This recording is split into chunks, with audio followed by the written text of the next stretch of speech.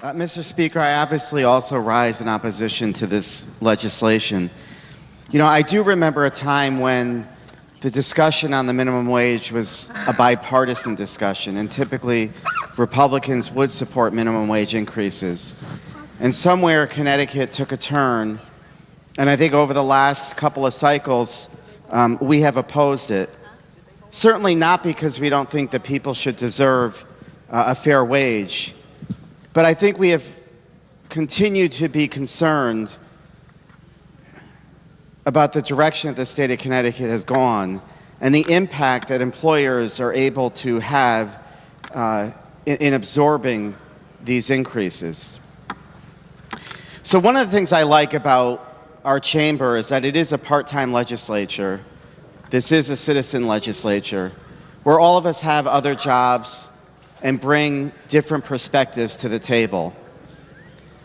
And one of the things that I sadly think our Labor Committee is lacking is the perspective of the business owners.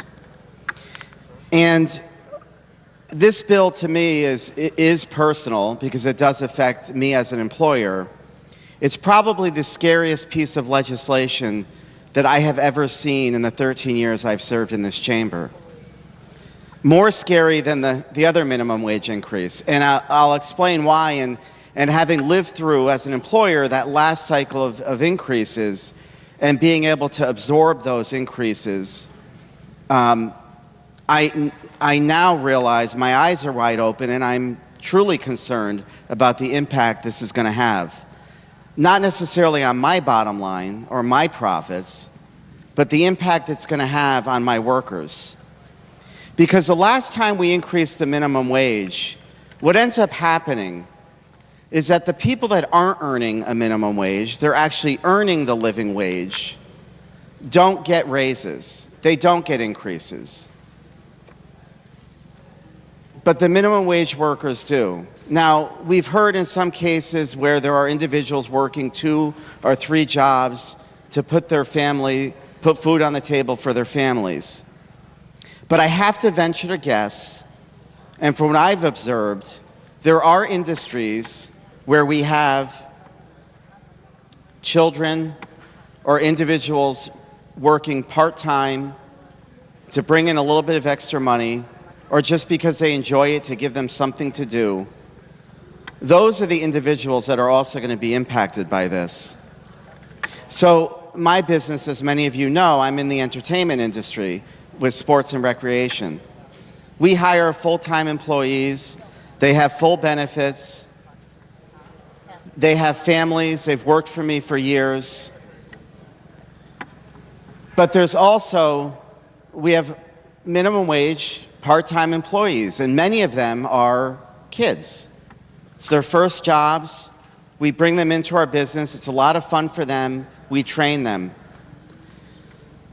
The impact of this, what this is going to do for me, is I'm going to have to lay off some of my full-time employees in order to be able to afford to carry my part-time workers who are working in unskilled positions.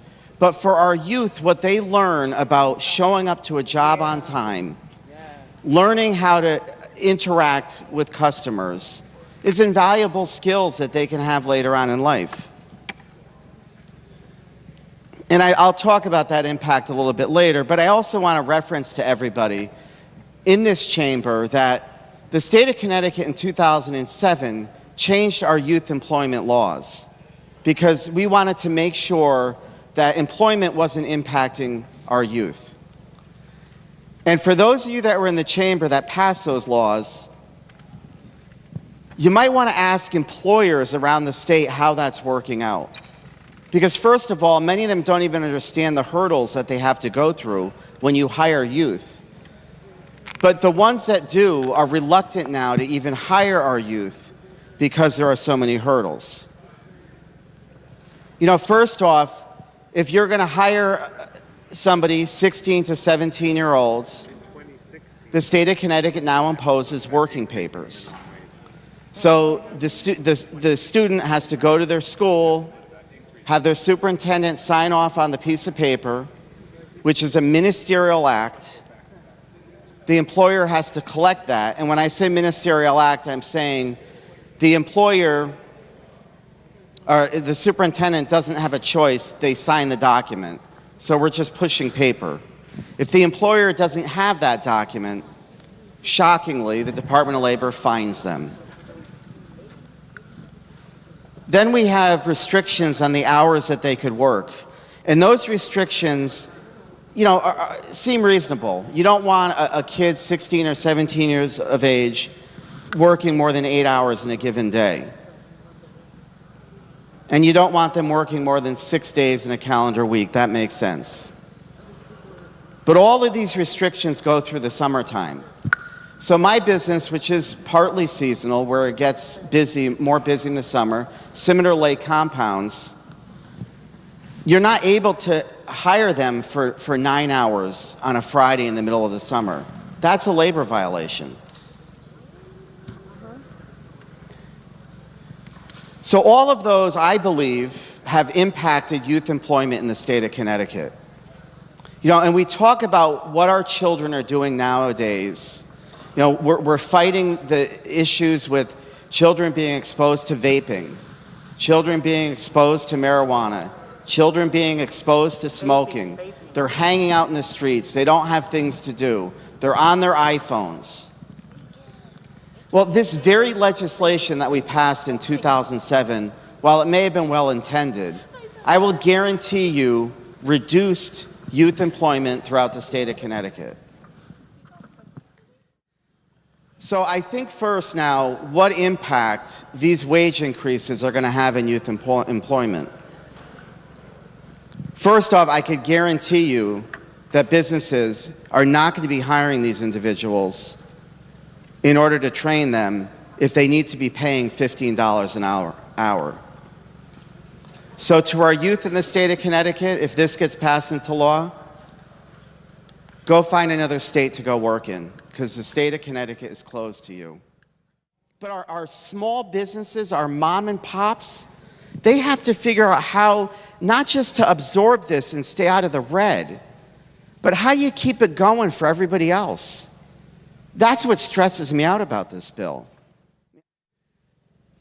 This bill doesn't address and doesn't talk about the people that are going to lose their health care and lose their state benefits as they earn more money when this goes into effect. I guess that's where the state of Connecticut picks up the savings.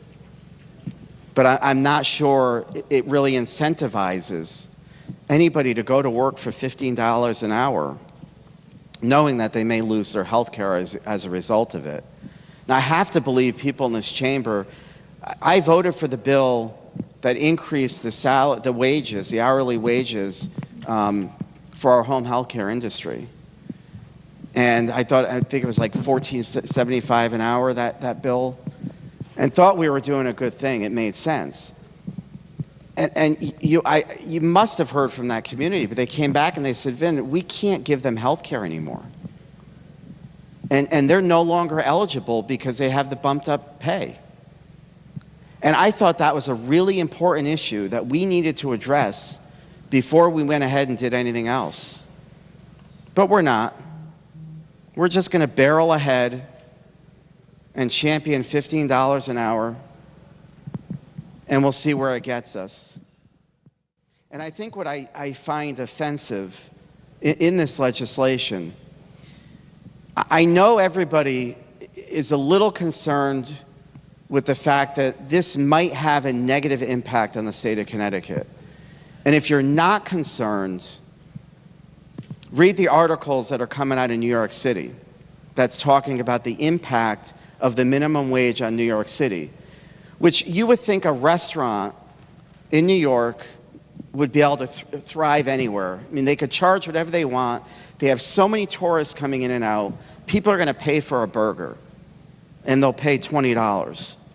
Well, we're finding that's not happening. New York City is struggling to be able to pay those salaries. So what do we do in this piece of legislation? After 2 consecutive quarters of negative growth in the state of Connecticut, we're going to have the Commissioner of Labor report recommendations of whether or not to suspend these wage increases. And then it's going to come back to us, and we get to decide whether or not we should suspend. And that, to me, is sort of bizarre language, because first off, Connecticut has negative GDP growth. I think we're the only state in the country that's had negative GDP growth. That's not a good thing, not funny.